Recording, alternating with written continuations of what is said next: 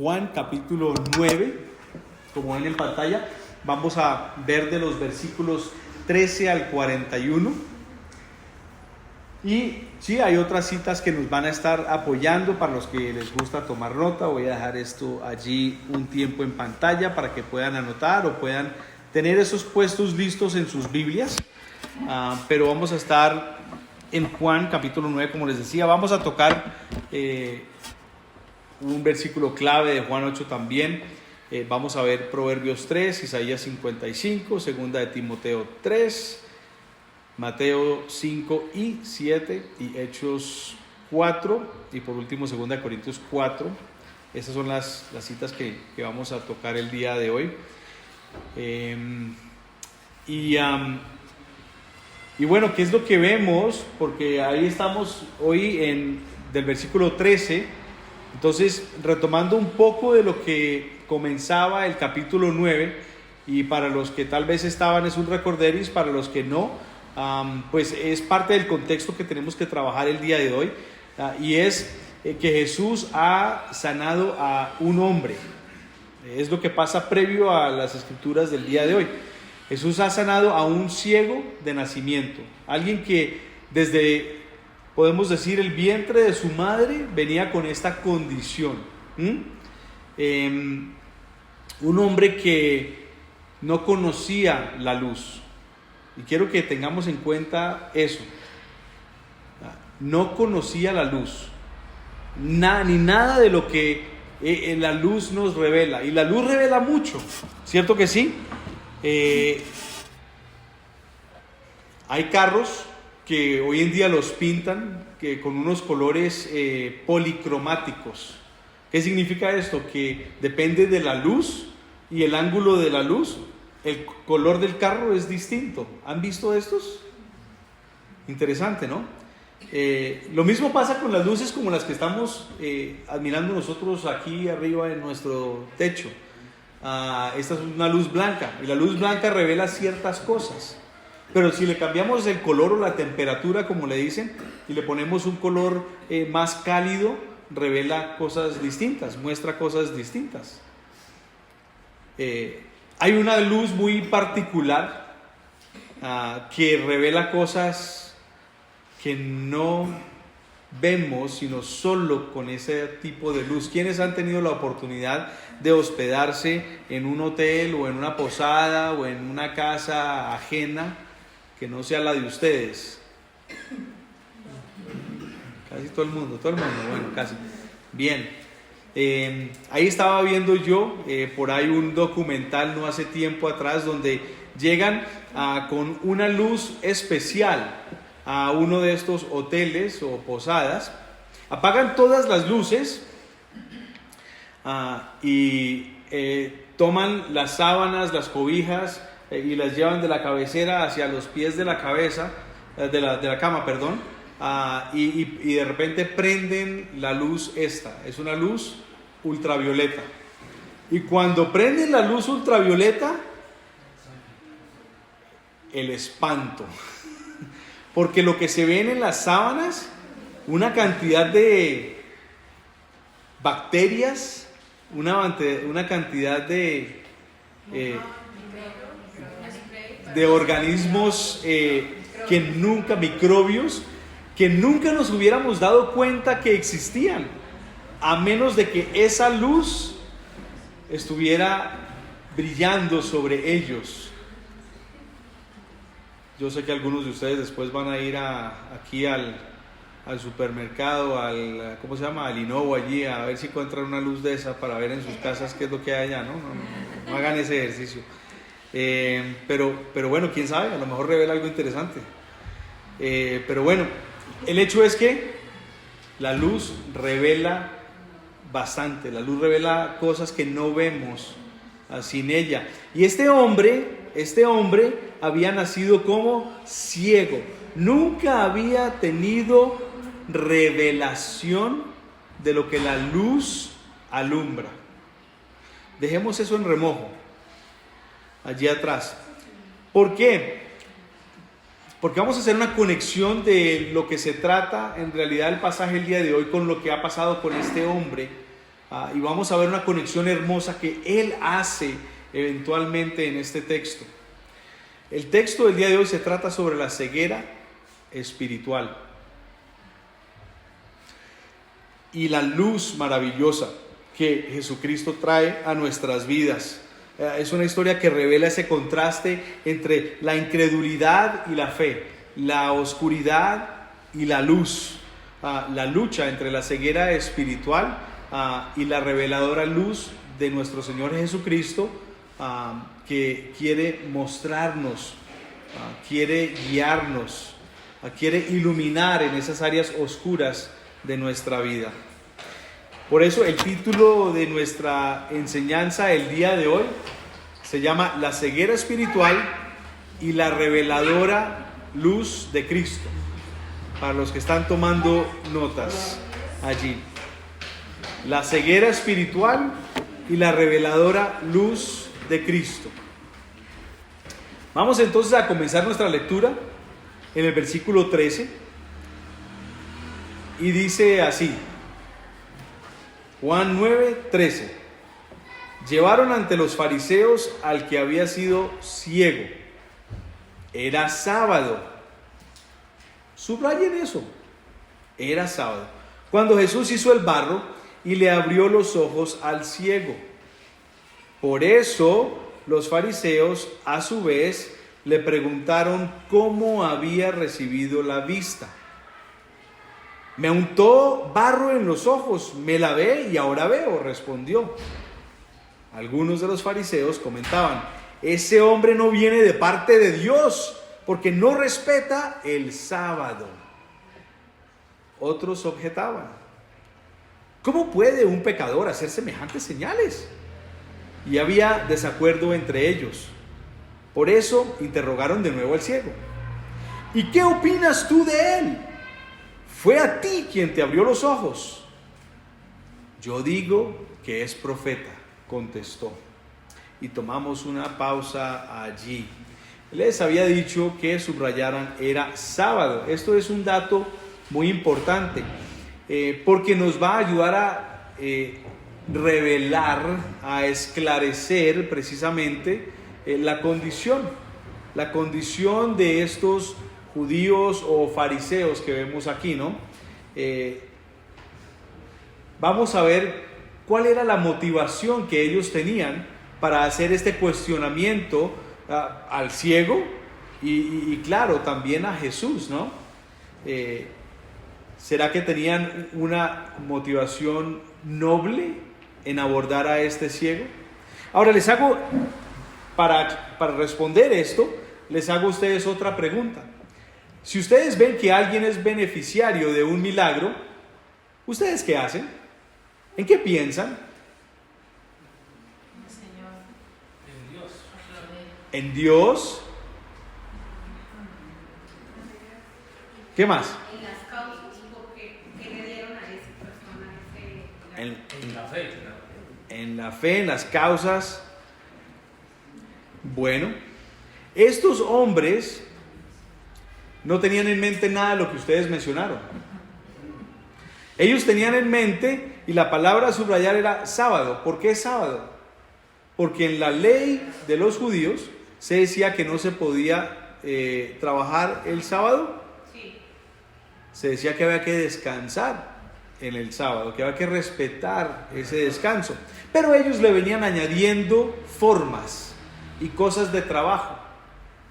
Literal, de verdad, si ellos mismos hubieran aplicado a sus vidas lo que aplicaban como ley a los demás, ellos no debían levantarse de la cama, sino quedarse en la cama todo el día echados el sábado. Porque el levantarse es trabajo. Díganme a mí.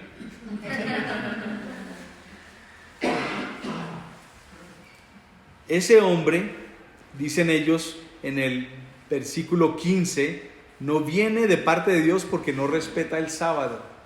Ellos estaban enfocados en el sábado, en la ley, pero yo opino que el enfoque verdadero, si la motivación para cuestionar a este hombre era verdadera, debían estar más bien contentos por él, alegres por él.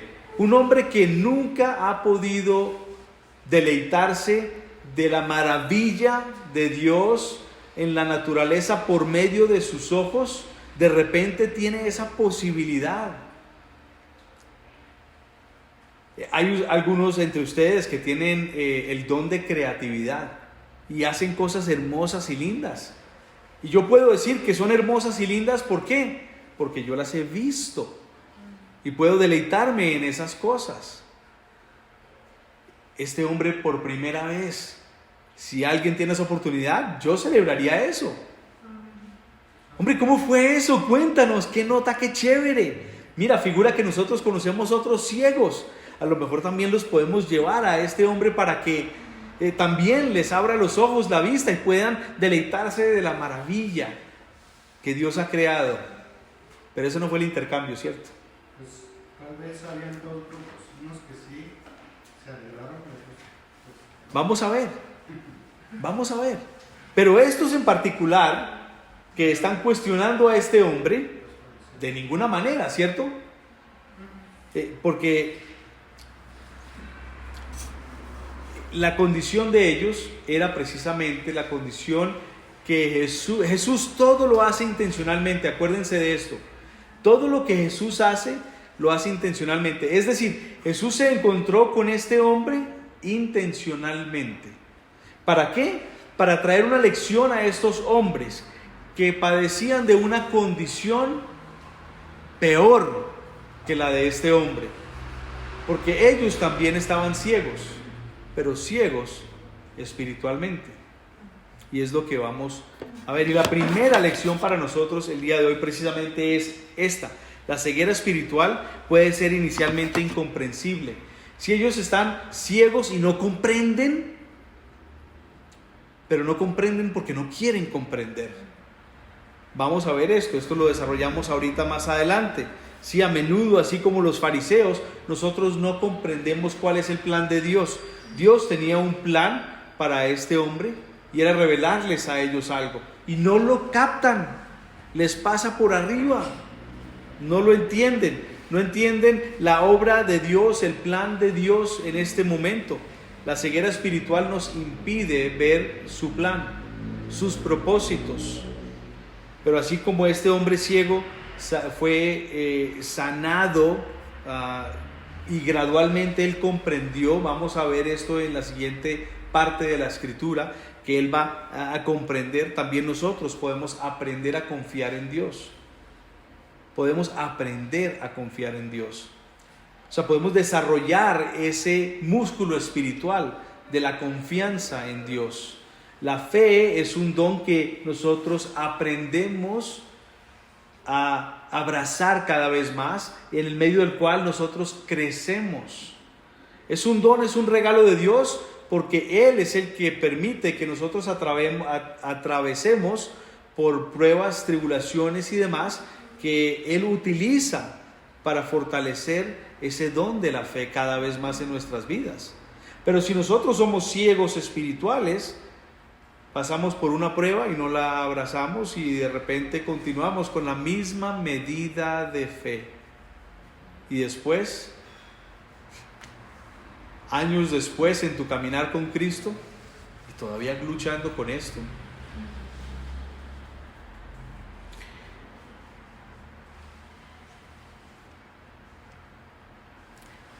Aunque no entendemos completamente cuál es el camino, Dios sí sabe cuál es el camino. ¿A quiénes de ustedes les gustan los rompecabezas o han armado rompecabezas? A mí me gustan los rompecabezas.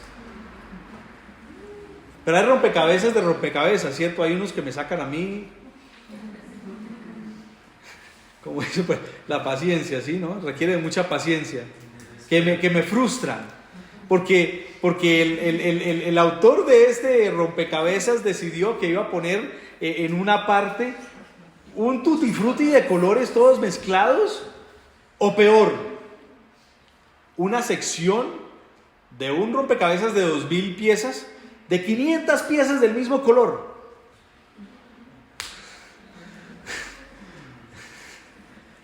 Y uno está ahí luche para poner las piezas y no logra. Y entonces toma y lo deja ahí y al día siguiente vuelve y regresa y logró poner una ficha más. Pero ¿saben quién tiene el rompecabezas ya armado? Dios. Dios tiene el rompecabezas de nuestras vidas ya armado. Él tiene el panorama completo. Él ya sabe qué es lo que va a pasar. Y por eso es que nosotros podemos, o debemos más bien, poner nuestra confianza en Él. En los momentos en que Él muestra algo en nuestras vidas, una condición que nosotros debemos de ver primero, reconocer en nuestras vidas y después saber que hay que modificar algo, entender que ese es el llamado. Dios no va a iluminar algo porque sí. Acuérdense, les acabo de decir, Dios hace todo intencionalmente. Así que si Él ilumina hacia un área específica en tu vida, una condición en particular en tu vida, es para que hagas algo. No es para que digas, oh, ok, no sabía que eso estaba ahí. Pero muchas veces esa es nuestra actitud, ¿cierto que sí? En mi vida yo sé que el Señor ha iluminado ciertas condiciones y muchas veces renuente a aceptar que Dios está iluminando esa área en mi vida. ¿Y hasta cuándo? ¿Hasta cuándo? Proverbios 3, versículos 5 y 6 es una repetición de la última vez que nos vimos aquí. Pero es una cita que entra a colación de nuevo, porque el tema también, si se acuerdan, la última vez que nosotros nos vimos era parecido, también habíamos hablado de la ceguera espiritual. Confía en el Señor de todo corazón y no te apoyes en tu propia inteligencia. Reconócelo en todos tus caminos y Él enderezará tus sendas. De nuevo, confía en el Señor, aquí dice cómo, de todo corazón. Si no podemos decir, Dios, en esto que tú me estás mostrando, 3/4 partes de lo que tú me dices, voy a reconocer y voy a abrazar. La otra 1/4 parte, no. Después, luego, vamos a estar otra vez reprobando. Y así es el Señor, porque el Señor no quiere que nosotros simplemente pasemos una prueba. El Señor quiere que nosotros, más bien, tengamos una competencia para poder sobrellevar el resto de las pruebas que se van a venir. ¿Sí? Isaías capítulo 55, sí, versículos 8 y 9, también en pantalla, dice así: porque mis pensamientos no son los de ustedes, ni sus caminos los míos, afirma el Señor. Mis caminos y mis pensamientos son más altos que los de ustedes, más altos que los cielos y sobre la tierra. De nuevo, el Señor tiene un conocimiento, un panorama mucho más amplio que el de nosotros. Él piensa muy distinto. Él no filtra por medio de los sentimientos o las emociones que nosotros experimentamos. Yo fácilmente, en medio de podemos decir así, tribulación, aflicción que estoy pasando, puedo enfocarme, hiperinfocarme en el dolor como tal, o tal vez en la incapacidad que tengo para hacer ciertas cosas. Pero en vez, lo que yo tengo que hacer es enfocarme en qué está permitiendo Dios. Por alguna razón el Señor está permitiendo que esto esté pasando. ¿Qué es?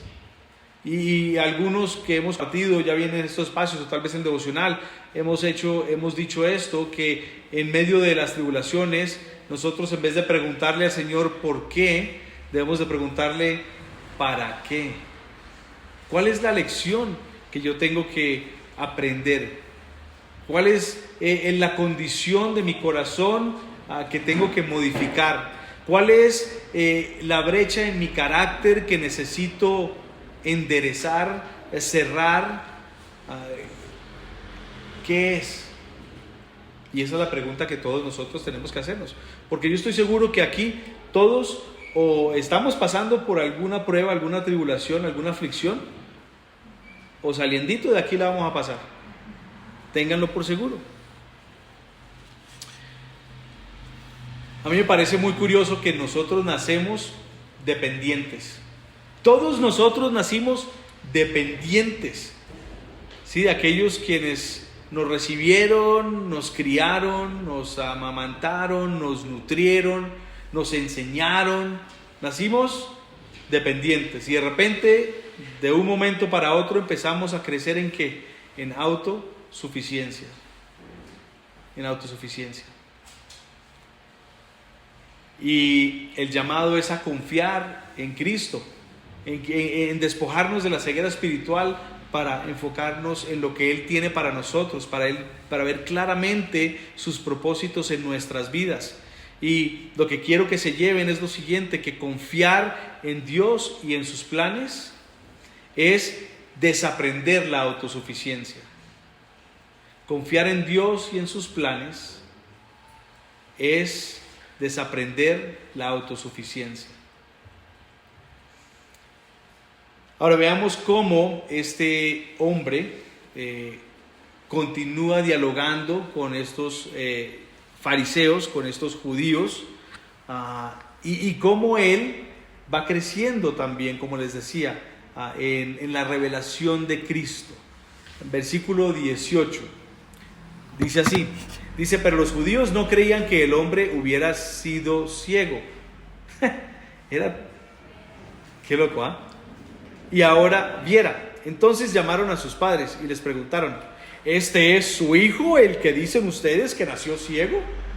Qué osadía, ¿no? ¿Cómo es que ahora puede ver? Sabemos que es nuestro hijo, contestaron los padres, y sabemos también que nació ciego. Lo que no sabemos es cómo ahora puede ver ni quién le abrió los ojos. Pregúntenselo a él, que ya es mayor de edad y puede responder por sí mismo. Sus padres contestaron así por miedo a los judíos, pues ya estos habían convenido que se expulsara de la sinagoga todo el que reconociera que Jesús era el Cristo. Por eso dijeron sus padres: pregúntenselo a él, que ya es mayor de edad. Por segunda vez llamaron los judíos al que había sido ciego y le dijeron: da gloria a Dios. A nosotros nos consta que ese hombre es pecador. Hablando de Jesús. Si es pecador, no lo sé, respondió el hombre. Lo único que sé es que yo era ciego y ahora veo. Pero ellos le insistieron: ¿qué te hizo? ¿Cómo te abrió los ojos? ¿Qué magia obró? ¿A qué nombre invocó? Parafraseando un poquito, ¿no?, el pensamiento de estos hombres.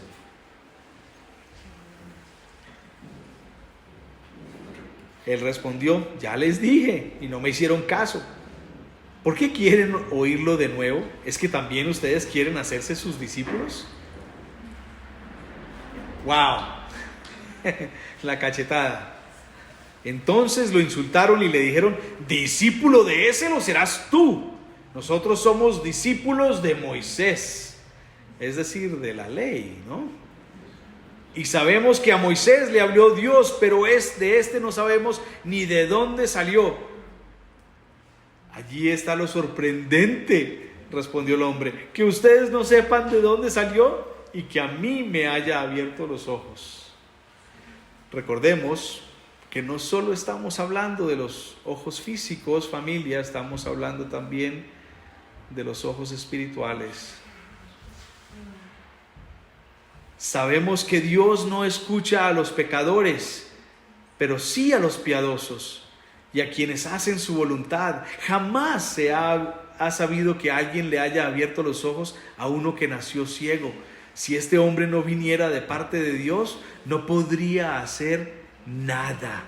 Wow, díganme si eso no es revelación espiritual, si eso no es luz espiritual. Y ellos le replicaron: tú que naciste sumido en pecado, ¿vas a darnos lecciones? Y lo expulsaron. Tremendo intercambio el que vemos aquí. Y ellos no creían que el hombre hubiera sido ciego. Y no solo están tildando a Jesús como pecador, sino también a este hombre. Recordemos que dentro del contexto judío, todo aquel que tenía este tipo de enfermedad, atribuían esa enfermedad netamente al pecado. Pero sabemos nosotros que no es ese el caso. Para el tiempo en que Jesús está caminando la tierra, hace mucho tiempo atrás, ya Dios había declarado que esto no iba a ser una condición del ser humano. Antes habían unas maldiciones que Dios había hecho por la necedad, por la incredulidad, por la desobediencia, por la idolatría de los seres humanos. Y había repercusiones del pecado de unos y traspasaban generaciones. Pero ya para este tiempo no. Ya Dios había declarado que estas maldiciones generacionales ya dejarían de ser y que cada uno iba a ser responsable de su propio pecado. El padre es responsable de su pecado, el hijo no es responsable del pecado del padre, el padre no es responsable del pecado del hijo, el hijo es responsable de su propio pecado. Este hombre había nacido ciego. Para ellos, entonces, o su padre pecó o su madre pecó, o tal vez su abuelo o su bisabuelo. Pero no era el caso. No era el caso.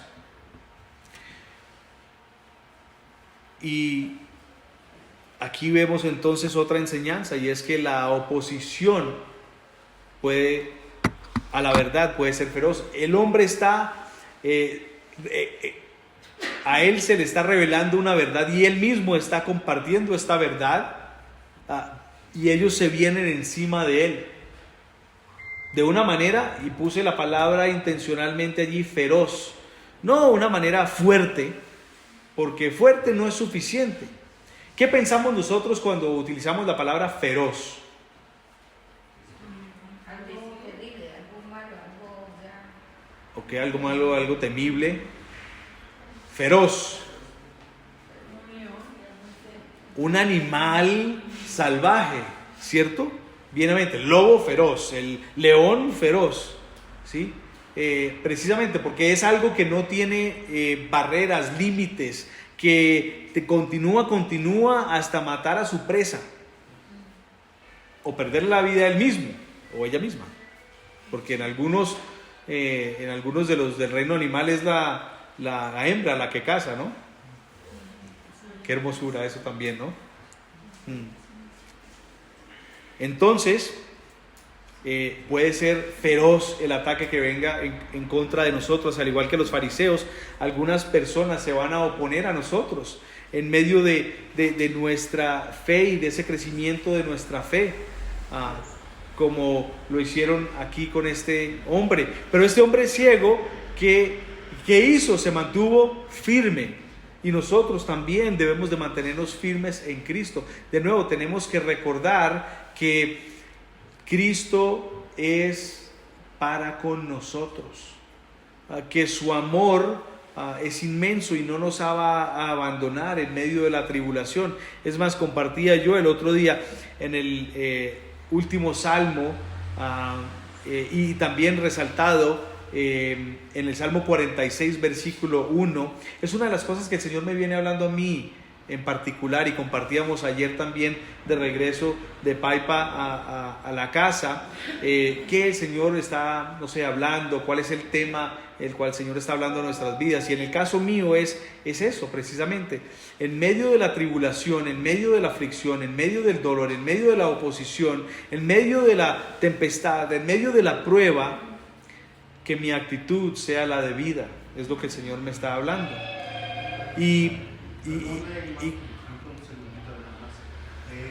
Precisamente en el estudio que estamos haciendo los estudiantes, veíamos la iglesia de Esmirna, donde esta iglesia realmente fue muy perseguida por su fe. Y era un propósito, como dice Dios, siempre tiene un propósito, un plan y todo. Y era precisamente que la fe creciera. Así es. Es lo que podíamos ver en esta iglesia. Así es. Y retomando un poco entonces, en este caso, Mi actitud en medio de la aflicción, en medio del dolor, no puede ser, de nuevo, el de ¿y qué es, por qué, y qué, sí, y todo eso? No puede ser tampoco el de bueno, otra vez aquí, ¿cierto? No. Mi actitud tampoco puede ser la que dice, Señor, quítame esto, por favor, ¿sí? Escuchen, porque creo que de esta todos hemos sido culpables. Sácame de esta, Señor. No le pidas que te saque de esta. Pide que te fortalezca en medio de ella para sobrellevarla, para vencerla, para aprender de ella. Y eso es lo que el Señor me está enseñando a mí también, ¿no? Y la oposición entonces puede ser feroz, pero nosotros nos mantenemos firmes y nosotros abrazamos la situación y abrazamos a nuestro Dios, quien nos lleva a través de la situación. Para ilustrar un poco esto, sé que ya comenzaron otra vez las eliminatorias, ¿cierto? Algunos ya se han visto algunos de los partidos. Algunos no querían haber visto alguno de los partidos. Y bueno, el fútbol es algo muy sencillo. Sí, tiene su técnica, sí, tiene su estrategia, pero en general es un juego muy un deporte muy sencillo. ¿Sí? Hay un equipo que está en la ofensa y hay un equipo que está en la defensiva, ¿cierto? Y la meta es que uno de los dos meta un gol para ganar el partido o meta más goles que el otro para ganar el partido, ¿sí? Entonces, los que están en la ofensa están en la ofensa, ¿por qué? Porque son los que tienen la pelota en el momento, y los que no la tienen son los que están en la defensiva, ¿cierto? La oposición. Y entonces la idea es que de una manera u otra estos que están en la ofensiva maniobren lo suficiente entre ellos, vaya un crack como Messi que se los pase a todos para que meta más goles del otro lado y se defienda de tal manera que no permitan del otro equipo lo mismo, y ya. Nosotros en medio de nuestro caminar con Cristo vamos a enfrentar oposición de esa manera. Hay quienes van a querer meter goles en contra de nosotros, por decirlo así. Hay quienes van a querer ofendernos, hay quienes van a querer pisotearnos, hay quienes van a querer menospreciarnos, por debajearnos, oprimirnos. Pero nosotros, como aquel que tiene la pelota, vamos a mantenernos firmes y continuar en el ataque, porque de nuevo no estamos solos en el campo de juego. Recordemos que esto no solo se trata de lo físico, sino que estamos en una batalla espiritual, y Dios nos rodea en medio de la batalla espiritual. Él nos fortalece en medio de la batalla espiritual, Él nos da herramientas en medio de la batalla espiritual. Lean sobre ellas en Efesios capítulo 6, versículo 10 en adelante. Ahora, la palabra nos muestra en 2 Timoteo capítulo 3, 12 que esto ha de pasar, no hay de otra. Asimismo serán perseguidos todos los que quieran llevar una vida piadosa en Cristo. Desde que tú pusiste, desde que te pusieron el nombre Hijo de Dios, desde que tú depositaste tu fe en Cristo, desde que fuiste sellado con el Espíritu Santo, tienes un blanco en tu frente, un blanco en tu pecho, un blanco en tu espalda, un blanco en todo tu ser. Tienes enemigos declarados, empezando por el propio Satanás. Y Mateo capítulo 5, versículos 10 al 12, nos anima en medio de esa verdad, de esa realidad. ¿Y qué nos dice? Nos dice: dichosos los perseguidos por causa de la justicia, porque el reino de los cielos les pertenece. Dichosos, esta palabra dichosos es doblemente bendecidos o bienaventurados. Dichosos serán ustedes cuando por mi causa la gente los insulte, los persiga y levante contra ustedes toda clase de calumnias. Alégrense y llénense de júbilo, porque les espera una gran recompensa en el cielo. Así también persiguieron a los profetas que los precedieron a ustedes. Sí, la oposición a la verdad puede ser intensa, feroz, pero en medio de eso somos, dice aquí, bendecidos doblemente bienaventurados, dichosos. ¿Por qué? Porque para nosotros habrá recompensa en el cielo. Entonces, si te viene la oposición, defiende. Di por qué tú crees lo que crees, como este hombre lo hizo. Y vas a sembrar recompensas en el cielo, que al fin de cuentas es tu morada para siempre después de que este cuerpo termine de caer. Retomamos en el versículo 35 y dice así, dice: Jesús se enteró que habían expulsado a aquel hombre y al encontrarlo le preguntó. Un momentico aquí, ¿sí vieron la belleza? Jesús se enteró de que habían expulsado a aquel hombre y al encontrarlo le preguntó. ¿Cómo lo encontró? Lo buscó. Sí, Jesús está pendiente de nosotros en medio de la oposición, en medio de aquellos que nos están rechazando, echando hacia afuera, de que nos maltratan. Jesús está ahí en medio de esta situación y le preguntó: ¿crees en el Hijo del Hombre? Él respondió: ¿quién es, Señor? Dímelo para que crea en él. Pues ya lo has visto, contestó Jesús, es el que está hablando contigo. Creo, Señor, declaró el hombre, y postrado lo adoró.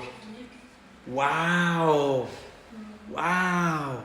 ¡Qué hermoso esto! ¿Crees en el Hijo del Hombre?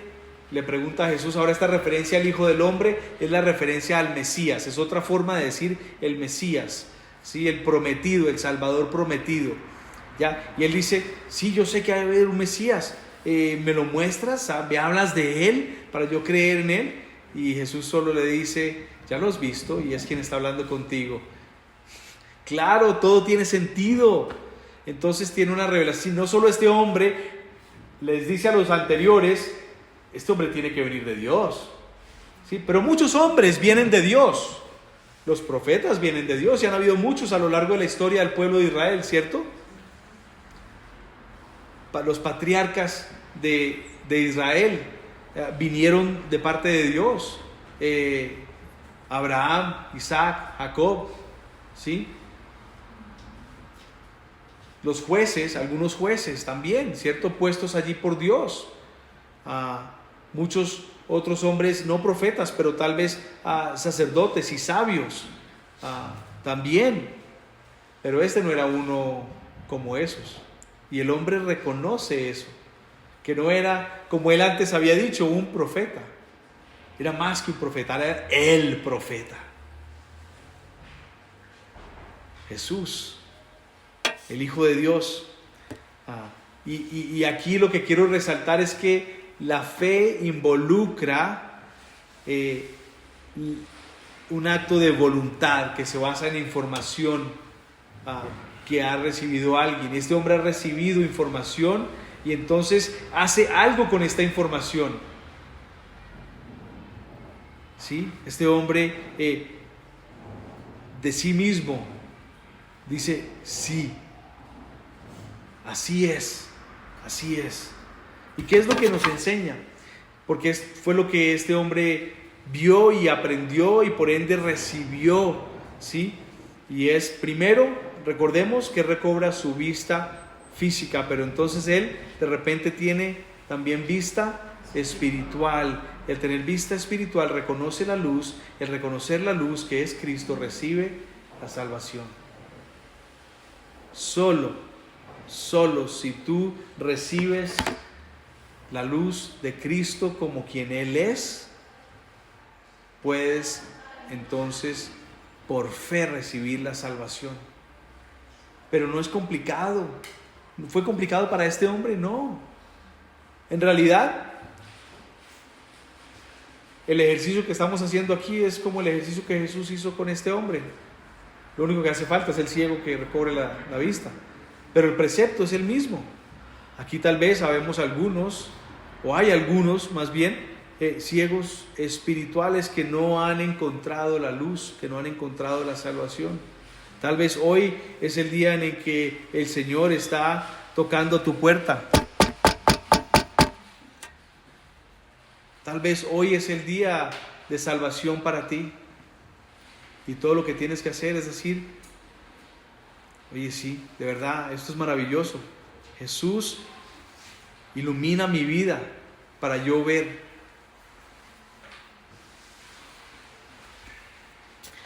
En Juan capítulo 8, versículo 12, recordamos este pasaje tan hermoso y tan importante de parte de Jesús.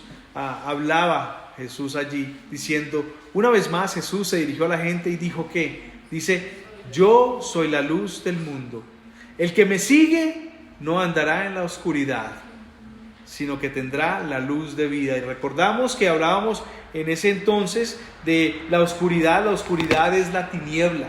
Y la tiniebla es también la connotación de una vida sin Dios. Y una vida sin Dios nos lleva a la perdición. Y vamos a verlo ahorita también. Y Hechos capítulo 4 versículo 12 nos dice que solo Jesús puede cumplir este propósito. De hecho, en ningún otro hay salvación, porque no hay bajo el cielo otro nombre dado a los hombres mediante el cual podemos ser salvos. No hay nada más, nadie más. No hay otra estrategia desarrollada por Dios para nosotros recibir la salvación. Cristo, Jesús y solo Cristo Jesús. No hay pórtate bien que te salve. No hay rezo que te salve. No hay mejoría en la carne. Si es que yo voy a lograr hacer esto, que te salve. Solo creyendo en que Jesús es quien Él dijo que Él es que tú puedes recibir la salvación. Y entonces Jesús dijo, retomemos en el versículo 39. Jesús dijo, yo he venido a este mundo para hacer justicia, para que los ciegos vean y los que ven se queden ciegos. ¿Qué? Vamos a hablar un poquito de esto. Algunos fariseos que estaban con él, al oírlo, ellos sí lo entendieron, lo captaron de una. Al oírlo hablar así, le preguntaron, ¿qué? ¿Acaso también nosotros somos ciegos? Jesús les contestó, si fueran ciegos, no serían culpables de pecado. Pero como afirman que ven, su pecado permanece. ¡Wow! Ahí está la autosuficiencia y la dependencia de lo que no es de Dios, las leyes humanas. ¿Qué es lo que esto nos enseña? Tenaz, porque recordamos, estos hombres sufrían de una condición peor que aquel hombre anteriormente, y es que tienen una ceguera espiritual, y hay consecuencias. Las consecuencias son consecuencias eternas. Esto es un tema de vida o muerte. Es un tema de vida o muerte. La ceguera espiritual tiene consecuencias eternas. Jesús advierte sobre la ceguera espiritual y sus consecuencias. La negación de la verdad puede llevar a la perdición, como les decía anteriormente. La perdición es literal, la ausencia de la presencia de Dios por siempre. Los hijos de Dios, los cristianos, los que han depositado su fe en Cristo, van a tener morada con Dios por siempre. No están en perdición, están en vida eterna. Los que no, ahí está. Hace unas semanas atrás habíamos hablado, Angie nos compartía de que hay dos caminos. En Juan capítulo 8 nos habla de los hijos de Dios y nos habla de los hijos de él. ¿Quién se acuerda? Del diablo. ¿Ya? ¿Y eres de un bando o eres del otro? Nos decía. Eso es lo que decía la palabra. No hay otra opción. Si Dios no está obrando por medio de ti y en ti, entonces hay alguien más que está obrando en ti y por medio de ti. Y no es Dios. Ahora, no es fácil el admitir eso, el entender eso, el reconocer eso. No, yo no soy hijo del diablo. ¿Quién quiere ser tildado como hijo del diablo? Nadie. Pero es lo que la palabra nos dice. Jesús también nos decía, o están para mí o están en contra de mí. ¿Cuál de los dos? O estás del equipo que está en la ofensiva o estás en el equipo de la defensiva, pero no puedes estar en el mismo equipo y hacer las dos funciones a la misma vez. O estás cumpliendo un propósito o estás cumpliendo el otro propósito.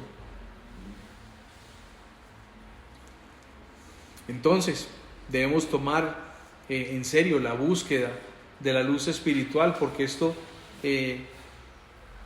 pone a juego nuestra eternidad. Ahora, ¿se acuerdan cuándo fue? Hace como un mes, más o menos, que sentimos, aquí en Duitama lo sintieron también, ¿cierto? Los temblores, hubo como una secuencia de temblores durante un día, no me acuerdo de qué día fue, pero me parece interesante este hecho, porque aquí lo sentimos de una manera, en Tunja lo sentimos de otra manera, pero a lo que más vamos llegando al epicentro, más fuerte se sintió, ¿cierto? El epicentro, si no me acuerdo mal, era por los lados como de Restrepo, cerca de Villavicencio, Meta, por allá. Y allá hubo afectaciones graves. Afortunadamente fueron temblores, no ya el terremoto como tal. Pero no importa si es temblor o si es terremoto, los principios son los mismos y las advertencias son las mismas y las guías son las mismas. Yo me recuerdo cuando era chiquito, mi papá y mi mamá y mis abuelos nos decían, cuando sentíamos los temblores estos, estaba viviendo yo en Bogotá, y dice, ya no se confíe porque ahorita viene otro, vienen uno tras el otro. Y entonces uno no puede, bueno, ya pasó y ya se relaja y ya tranquilo, hay que tomar medidas al respecto, si antes no logré llegar a un lugar seguro donde pueda estar, pues ahora sí voy a estar preparado para el lugar seguro, ¿cierto? Eso fue una advertencia.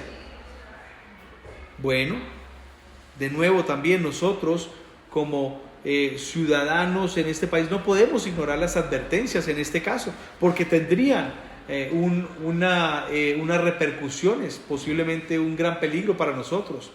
Podíamos tener consecuencias terminales si no seguimos las recomendaciones que se nos dan, las guías que se nos dan en cuanto a los temblores y los terremotos. Pues de la misma manera en la parte espiritual, si el Señor viene mostrándote a ti que hay algo que trabajar, y tú estás ignorando esas áreas de tu vida en las cuales hay que trabajar, y le estás diciendo después, vas a sufrir consecuencias.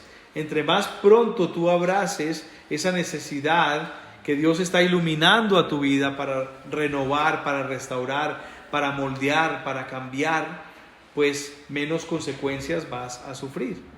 Más bien vas a recibir bendición al respecto. Mateo capítulo 7, versículos 13 al 14, nos dice así, dice, entren por la puerta estrecha, porque es ancha la puerta y espacioso el camino que conduce a la destrucción, y muchos entran por ella. Es fácil entrar por una puerta ancha, es lo que nos está diciendo aquí, es muy fácil. Díganmelo a mí. Ahorita, de nuevo, pero una puertica estrecha y me toca maniobrar aún más, me toca esforzarme aún más, y así es, en términos espirituales, así es, ¿sí? Las cosas que el Señor nos dice, nos llama a hacer, a cambiar, es la puerta estrecha. Las decisiones que el Señor quiere que nosotros tomemos, que van según su guía, su voluntad, su plan, así es, requieren de esfuerzo. Es fácil decir, vamos por el otro lado, más suave, más tranquilo. Es fácil hacer eso. Pero dice aquí en el versículo 14, si continuamos, pero estrecha es la puerta y angosto el camino que conduce a la vida.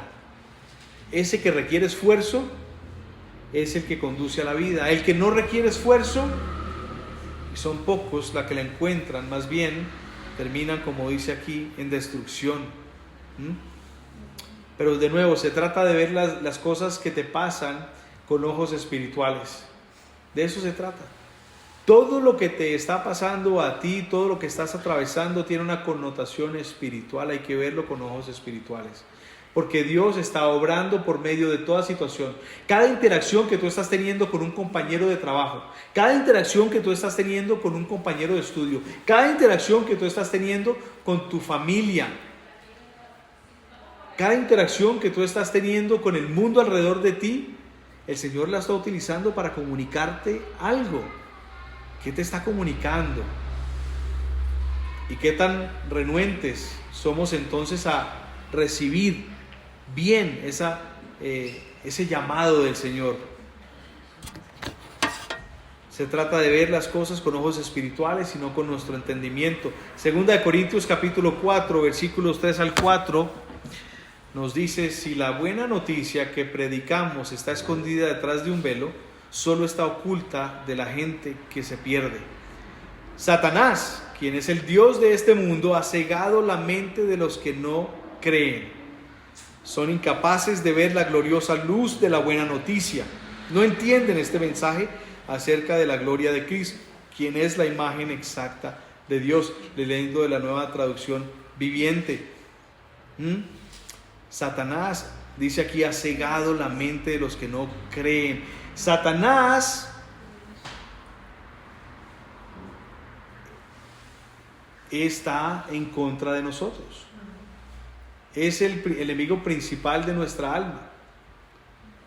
Y quiere cegarnos. Y nos va a cegar por medio de las distracciones. Al cristiano aún también. Te va a querer que estés enfocado en esto. Más tiempo del tiempo que estás enfocado en leer y meditar la palabra y estudiar la palabra de Dios. ¿Por qué? Porque es la verdad. Y Él quiere que esa verdad no entre a tu corazón. Que esa verdad que te guía en todo, porque es la guía para todo en nuestras vidas. No hay situación de la cual la Biblia no hable y no nos guíe, y no nos muestre, y no nos dé instrucción, y no nos lleve a seguridad. Y Él viene aquí a decir: pásate tiempo en esto. Y empieza más bien a construir otras verdades falsas, que en resumidas cuentas es que mentira. Y te llenas tú de más y más de esto y menos de la verdad. Y Dios lo que quiere es más bien, porque te ama, porque quiere buenas cosas para ti, que tú aprendas de la verdad cada vez más y que erradiques esa falsedad, esas mentiras de tu vida, esa oposición de tu vida. Calvino, dice aquí Calvin, pero es Calvino, me comí la O. Dice así, la ceguera de los incrédulos de ninguna manera detracta la claridad del Evangelio, ya que el sol no es menos resplandeciente para el ciego que no percibe la luz. El sol es el sol. El hecho de que no lo vea no deja de ser sol y no deja de iluminar. Y eso es justamente lo que nosotros estábamos viendo entonces en los versículos últimos aquí, 39 en adelante. Yo he venido a este mundo para hacer justicia, para que los ciegos vean y los que ven se queden ciegos. ¿Sí? Yo estoy aquí para iluminar. Si tú no ves, no es culpa mía, dice Jesús. Yo estoy aquí iluminando. Si tú quieres continuar abrazando la oscuridad, es por tu decisión. Es por tu voluntad. Eso es lo que está diciendo Jesús el día de hoy. No significa que son víctimas inocentes de la obra de ceguera de Satanás. No, el trabajo de Satanás sobre ellos no es la única herramienta, la única razón que están ciegos. No. Juan 3:19, no está en pantalla, pero mírenlo conmigo si quieren. Juan 3:19.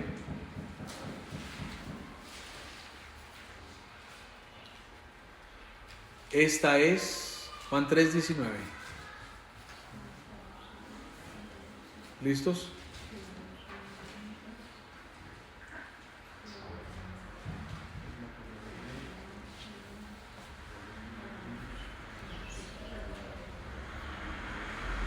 Juan 3:19 dice: esta es la condenación, que la luz vino al mundo, y los hombres amaron más las tinieblas que a la luz, porque sus obras eran malas. Como diría Jesús, al que tiene oídos, que oiga. Entonces, familia, hemos visto hoy que la ceguera espiritual puede ser inicialmente incomprensible, pero que a medida que nosotros ponemos y depositamos nuestra confianza en Jesús, Él va trayendo más y más claridad, más y más entendimiento, más y más comprensión de quién Él es y lo que Él quiere hacer en nosotros y a través de nosotros también. Que la oposición a la verdad puede ser feroz, sí, está bien. Tal vez tú ahora estás sintiendo ese calor de la oposición, y por lo general es la familia misma o aquellos más cercanos a nosotros quienes se vuelcan en contra de nosotros, ¿cierto? Pero en medio de ese calor, ahí está Dios, en medio de ese fuego, ahí está Jesús, ahí está el Espíritu Santo que mora en ti, ¿sí? Recordemos ahí sí el ejemplo de Daniel en medio,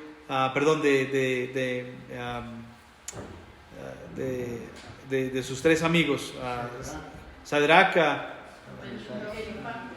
y Abednego. Bien, ahí en el fuego, y salieron sin que tuvieran un pelito chamuscado, ni siquiera olían a humo. Así mismo con nosotros, pero tenemos que estar agarraditos a Dios en medio de esto. Que Jesús es la fuente de la luz y de la salvación, que no hay otro. No sigamos buscando lo que no es la verdad. Y que la ceguera espiritual tiene graves consecuencias. Entonces abracemos que Él quiere abrir nuestra mente, Él quiere abrir nuestro corazón, Él quiere abrir nuestros ojos espirituales para que abracemos la verdad. ¿Por qué? Porque es la oportunidad que tenemos para poder entonces no llegar a la perdición, sino más bien a la salvación, a tener esa vida eterna. Que Él sea Él que es esa luz del mundo, sea también esa luz para nosotros. Permitamos que Él y solo Él ilumine nuestras vidas. Amén. Oremos. Padre amado, te damos gracias esta tarde, Señor, por esta tu palabra, por esta verdad, por esta revelación o afirmación tal vez para algunos, Señor, y te pedimos que hoy este pasaje sirva de inspiración para con nosotros, Señor, para vivir con fe, con plena fe, confiando verdaderamente en ti, que nos inspire a tener valentía, denuedo en medio de la defensa de esa misma fe que hemos abrazado, sin importar de qué sea lo que se venga en contra de nosotros, Señor. Ayúdanos, Padre, a que vivamos con un deseo de buscarte constantemente, de buscar esa verdad espiritual en medio de un mundo que está lleno de ceguera espiritual. Señor, te pedimos que esa luz de Cristo brille en nuestras vidas y que guíe nuestro camino hacia la eternidad. Que hoy, en especial, Señor, para tus hijos, que podamos decir no solo que tú estás ahí para con nosotros, Señor, sino decirte, Señor, ilumina aún aquellas áreas en nuestras vidas que no queremos ver, no nos es fácil ver. De eso que alguien nos dice a nosotros, es que tú esto y lo otro. No, yo no. Tal vez tú has utilizado a personas para querer iluminar ciertas áreas de nuestras vidas, ciertas debilidades de carácter que tenemos, llámese como se llame esa debilidad.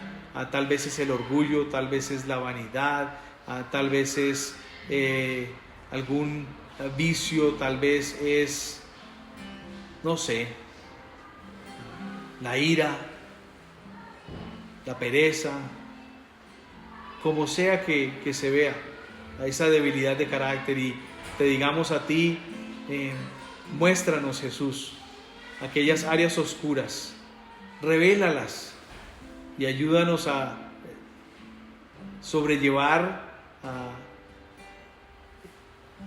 estas situaciones, de aprender de ti, de modelar de Cristo, de poder ser conformados a esa perfecta y hermosa imagen de tu Hijo Jesucristo.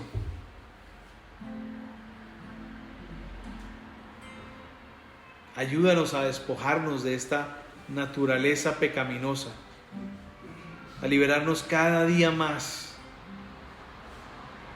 para que podamos no solo ser beneficiados en esta tierra, Señor, vivir de una manera más tranquila, más gozosos en medio de lo que sea, sino también que podamos ser cada día más mejor y mejor testimonio para aquellos que nunca leerán una Biblia, Señor. Y también y sobre todo para honrarte a ti, porque te lo mereces todo, por todo lo que tú has hecho para rescatarnos y acercarnos a ti, que te habíamos dado la espalda, que te habíamos rechazado, que te habíamos ignorado, que te habíamos silenciado, y tú insististe, insististe, insististe, y lo has hecho con cada uno de nosotros. Gracias. Y por eso queremos el día de hoy empezar a despojarnos de esa ceguera espiritual. Ayúdanos a crecer en esta disciplina por medio de la oración también, por medio de la lectura, meditación y estudio de tu palabra, por medio de aún el ayuno, porque sabemos que esta carne necesita ser castigada, por decirlo así, pero sí necesitamos que esta carne muera.